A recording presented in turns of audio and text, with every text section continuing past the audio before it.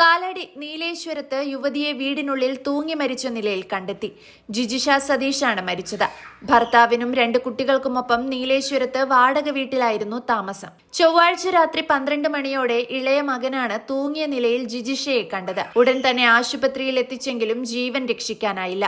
മൃതദേഹം അങ്കമാലി താലൂക്ക് ആശുപത്രിയിൽ സൂക്ഷിച്ചിരിക്കുകയാണ്. പോസ്റ്റ്മോർട്ടത്തിനു ശേഷം ബന്ധുക്കൾക്ക് വിട്ടുകൊടുക്കും. മക്കൾക്കും ഭർത്താവിനുമൊപ്പം വാടക വീട്ടിലാണ് ജിജിഷ കഴിയുന്നത്. എന്തിനായിരിക്കും ജിജിഷ ഇങ്ങനെയൊരു തീരുമാനത്തിലെത്തിയതെന്നറിയാതെ സങ്കടപ്പെടുകയാണ് വീട്ടുകാരും. സാധാരണഗതിയിൽ വിഷാദരോഗം, ബൈപോളാർ ഡിസോർഡർ, സീക്രിസോഫ്രീനിയ, അതിമദ്യപാനം, മയക്കുമരുന്നുപയോഗം തുടങ്ങിയ മാനസിക രോഗങ്ങൾ കാരണമുണ്ടാകുന്ന നിരാശയാണ് ഒരാളെ ആത്മഹത്യയിലേക്ക് നയിക്കുന്നത്. സാമ്പത്തിക ബുദ്ധിമുട്ടുകൾ, തൊഴിൽ നഷ്ടപ്പെടുക, രോഗം, കുടുംബ പ്രശ്നങ്ങൾ, മനുഷ്യർ തമ്മിലുള്ള ബന്ധങ്ങളിലെ പാകപ്പിഴകൾ, കലഹം, കുറ്റബോധം, പ്രണയനൈരാശ്യം, പരീക്ഷയിലെ പരാജയം, അടുത്ത ബന്ധുവിന്റെ മരണം, ബലാത്സംഗം, മാനസികാരോഗ്യ സേവനങ്ങളുടെ ലഭ്യതക്കുറവ് തുടങ്ങിയവ മൂലമുണ്ടാകുന്ന സംഘർഷങ്ങൾ തുടങ്ങി പല കാരണങ്ങളും ആത്മഹത്യകൾക്ക് പിന്നിലുണ്ട്.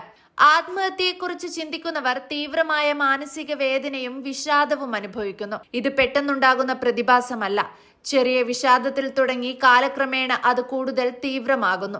ഈ വിഷാദം ക്രമേണ ഗുരുതര മാനസികാവസ്ഥയിലേക്ക് വളരുകയും അവസാനം ആത്മഹത്യാ ചിന്തകൾ ഉണ്ടാവുകയും ചെയ്യുന്നു. തങ്ങളുടെ പ്രശ്നങ്ങൾക്ക് മറ്റു പരിഹാര മാർഗങ്ങൾ ഒന്നും തന്നെ ഇല്ലെന്ന് വിശ്വസിക്കുകയും ജീവിതത്തിൽ നിന്ന് രക്ഷപ്പെടുക എന്നതാണ് ഏക മാർഗമെന്നും അവർ കരുതുന്നു.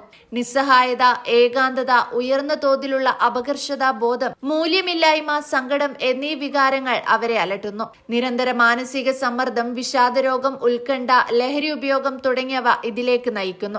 ലഹരി ഉപയോഗത്തിനും മാനസിക രോഗങ്ങൾക്കും തക്കതായ ചികിത്സ നൽകുക, സാമ്പത്തികമായ വളർച്ചയ്ക്ക് വഴിയൊരുക്കുക, ബന്ധങ്ങളിലെ പ്രശ്നങ്ങൾ പരിഹരിക്കുക, വിദഗ്ധ കൗൺസിലിംഗ് എന്നിവ ആത്മഹത്യകൾ ഒഴിവാക്കാനായി സ്വീകരിക്കാവുന്ന മാർഗങ്ങളാണ്. ഇവിടെ ഇത്തരത്തിൽ എന്തെങ്കിലും ബുദ്ധിമുട്ട് ജിജിഷയ്ക്കുണ്ടായിരുന്നോ എന്നും പോലീസ് അന്വേഷിക്കുന്നുണ്ട്.